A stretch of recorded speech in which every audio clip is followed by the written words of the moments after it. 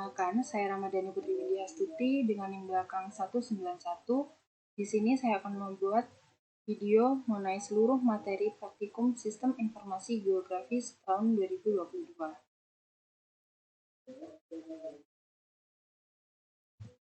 Modul pertama yaitu pengenalan penginderaan jauh dan komposit band. Penginderaan jauh merupakan ilmu pengetahuan dan seni untuk mendapatkan informasi mengenai suatu objek, suatu wilayah, atau fenomena dengan analisis data yang diperiksa tanpa kontak langsung dengan objek. Data yang dihasilkan dari penginderaan jauh ini disebut dengan citra. Penginderaan jauh sendiri memiliki beragam manfaat.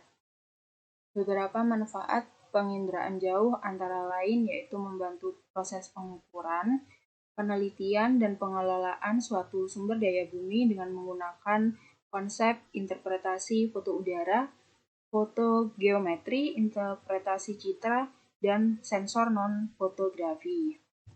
Salah satu citra non-fotografi yaitu citra Sentinel-2A. Citra Sentinel sendiri merupakan citra satelit yang memiliki resolusi spasial dengan switch lebar serta memiliki 13 komposit band. Citra satelit Sentinel sendiri memiliki fungsi untuk keperluan pemantauan lahan, digunakan untuk pemantauan penggunaan lahan, serta pengamatan wilayah perairan seperti danau atau waduk, monitoring hutan, pantai, hasil pertanian, serta analisis klorofil. Alat atau beberapa software yang digunakan dalam melakukan penginderaan jauh yaitu ada software ArcGIS serta Google Earth Pro. Sedikit mengenai alat yang digunakan untuk modul penginderaan jauh ini yaitu ada software ArcGIS. Software ArcGIS sendiri merupakan perangkat lunak yang digunakan untuk melakukan tugas sistem informasi geografis. ArcGIS sendiri memiliki beberapa kelebihan yaitu sebagai analisis serta pemodelan dalam pembuatan peta serta membantu praktisi sistem informasi geografis melakukan suatu analisis untuk pembuatan peta. Untuk Google Earth Pro merupakan suatu aplikasi geospasial yang dapat menampilkan bumi secara virtual. Berikut merupakan hasil dari praktikum yang telah saya lakukan, yaitu ada hasil komposit citra Sentinel serta hasil citra Google Earth Pro untuk modul penginderaan jauh dan komposit band. Selanjutnya untuk modul kedua, yaitu ada registrasi, digitasi, dan klip pada peta.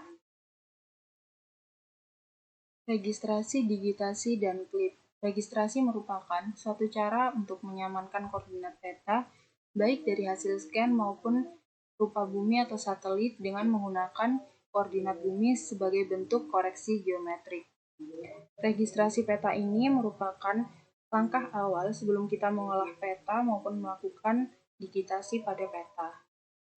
Software yang digunakan untuk meregistrasi peta yaitu ada ArcGIS, ArcView, maupun Global Mapper. Selanjutnya yaitu digitasi. Digitasi merupakan proses konversi data analog meliputi objek-objek yang ada dalam peta ke dalam format digital. Penyajian digitasi sendiri terdapat dalam dua bentuk, yaitu ada raster dan juga vektor. Untuk data raster, yaitu memiliki struktur data yang lebih terorganisir dalam bentuk matriks atau pixel yang membentuk sebuah grid. Dalam model data raster ini, keakuratannya sendiri itu bergantung ke dalam ukuran pixel atau yang biasa disebut dengan resolusi. Sedangkan model data vektor yaitu model yang didasarkan pada titik-titik dengan nilai koordinat X atau Y untuk membuat objek spasial. Pada model data vektor ini, objek yang dibangun dibagi menjadi 3 bagian, yaitu ada titik, garis, dan area poligon. Selanjutnya, digitasi ini dibagi menjadi 3 lagi, yaitu ada polyline, poligon, dan juga point. Tipe polyline merupakan jenis layer berupa garis yang digunakan untuk membuat jalan, sungai, dan sebagainya dalam peta. Sedangkan tipe poligon sendiri merupakan tipe lapisan berbentuk suatu kawasan atau wilayah yang digunakan untuk membuat batas administrasi, tutupan lahan maupun bangunan. Sedangkan untuk tipe poin, yaitu tipe lapisan berupa titik-titik yang digunakan untuk membuat suatu tempat menjadi menarik. Selanjutnya, klip. Klip yaitu digunakan untuk memotong atau membagi peta ke dalam objek yang lebih besar. Fungsinya sendiri untuk menunjukkan fokus objek pada peta dasar yang besar. Manfaat pemetaan peta yaitu yang pertama ada sebagai kebutuhan navigasi, memberikan informasi mengenai wilayah laut dan pesisir, menunjukkan kedalaman laut dan fisiografi dasar laut. Selanjutnya ada kebutuhan sebagai kebutuhan eksplorasi serta eksploitasi sumber daya laut, dan yang terakhir ada mengetahui wilayah perlindungan laut.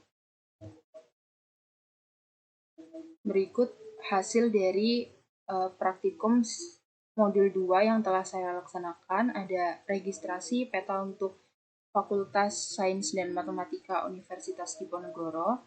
Selanjutnya ada hasil dari digitasi peta untuk Fakultas Sains dan Matematika Universitas Diponegoro. Dan yang terakhir yaitu hasil dari klip peta wilayah Tembalang, Semarang. Modul ketiga yang akan saya jelaskan di sini yaitu interpolasi kriging pada pemetaan klorofil A dan suhu permukaan laut. Interpolasi sendiri merupakan proses memprediksi nilai pada suatu titik yang bukan merupakan titik sampel berdasarkan nilai titik-titik sekitarnya yang ditempatkan sebagai sampel.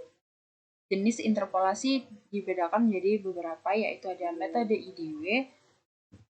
Metode IDW atau Inverse Distance Weighted merupakan metode deterministik sederhana yang memperhitungkan titik-titik sekitarnya.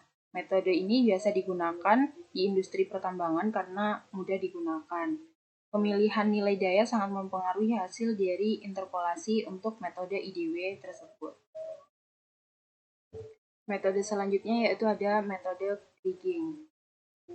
Metode kriging dapat digolongkan ke dalam estimasi stokastik di mana perhitungan secara statistik dilakukan untuk menghasilkan interpolasi. Selain itu, metode kriging sendiri memiliki kelebihan yaitu lebih sederhana dan aproksimasi yang lebih halus dibandingkan dengan metode IDW. Pada analisis kriging tersebut lebih akurat untuk digunakan dalam peta skala besar dan akurasi menurun dengan meningkatnya skala. Selanjutnya yaitu klorofil A. Klorofil A merupakan pigmen yang paling dominan dalam fitoplankton. Oleh karena itu, konsentrasi klorofil dapat digunakan sebagai indikator kelimpahan fitoplankton dan potensi organik di lingkungan perairan. Informasi mengenai variabilitas dari klorofil serta spasial suhu dapat digunakan untuk memfasilitasi pengelolaan dan pemanfaatan sumber daya perikanan, yaitu sebagai dasar untuk peramalan serta identifikasi perairan potensial untuk penangkapan ikan. Software yang digunakan pada modul interpolasi kriging pada pemetaan klorofil A dan suhu permukaan laut ini yaitu ada SIDAS, yaitu jenis perangkat lunak yang digunakan untuk mengolah data citra satelit untuk mendapatkan data yang diperlukan yaitu SST atau suhu permukaan laut dan juga data klorofil A. Software SIDAS sendiri menghasilkan ekstraksi informasi yang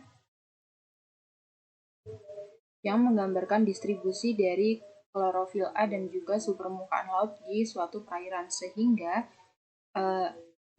sehingga citra satelit untuk suhu permukaan laut dan juga klorofil A ini sangat bermanfaat bagi kepentingan masyarakat untuk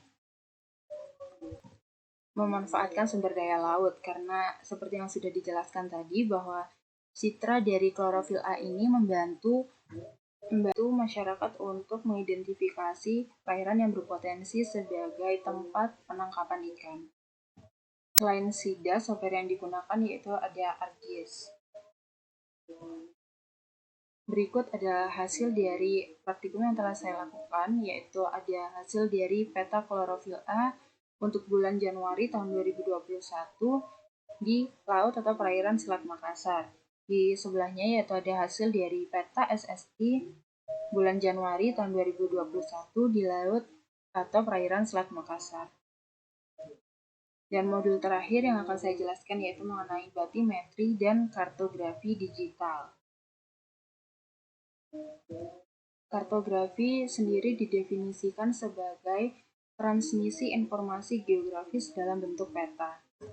Objek dari kartografi adalah penjabaran dari peta sebagai representasi paling akurat dari dunia atau dunia nyata, real world, dan berdasarkan cara penyajian gambar permukaan.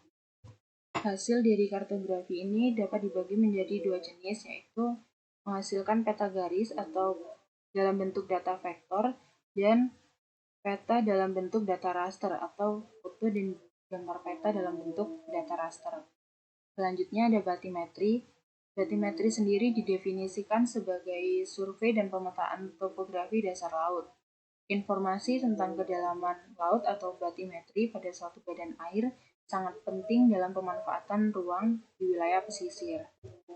Penggunaan batimetri sendiri yaitu sebagai pemetaan dasar laut yang diperlukan untuk melakukan survei dan inventarisasi kekayaan laut dan pengetahuan tentang kondisi laut serta dasar laut yang mendukung pelembagaan pembangunan sektor kelautan.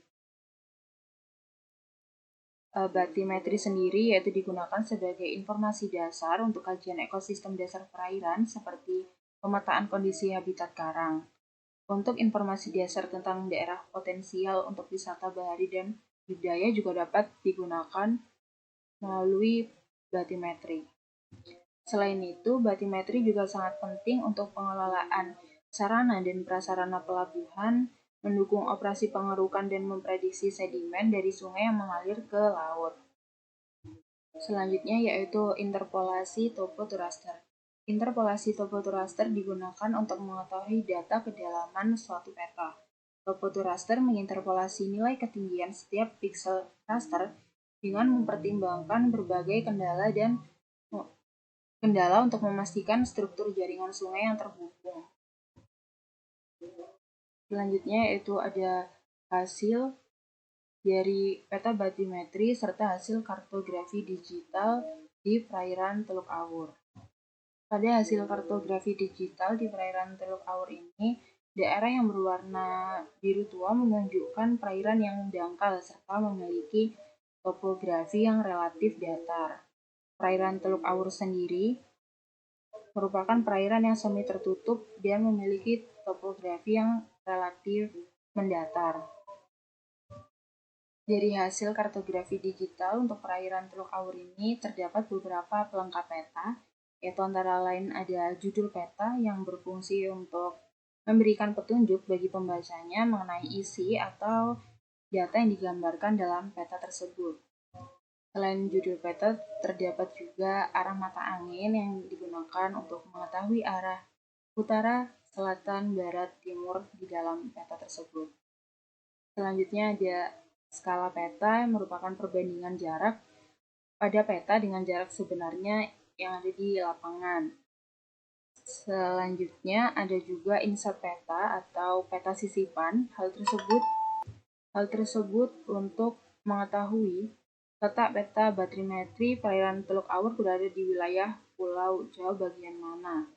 Tujuan dari insert peta ini yaitu memberikan kejelasan tentang hubungan antara area yang direpresentasikan pada peta dan area yang lebih luas yang mengelilinginya. Sekian dari video pemaparan seluruh modul praktikum sistem informasi geografis. Apabila masih ada salah kata dan juga kekurangan, saya Ramadhani Putri Windiastuti mohon maaf. Dan sekian dari saya. Wassalamualaikum warahmatullahi wabarakatuh.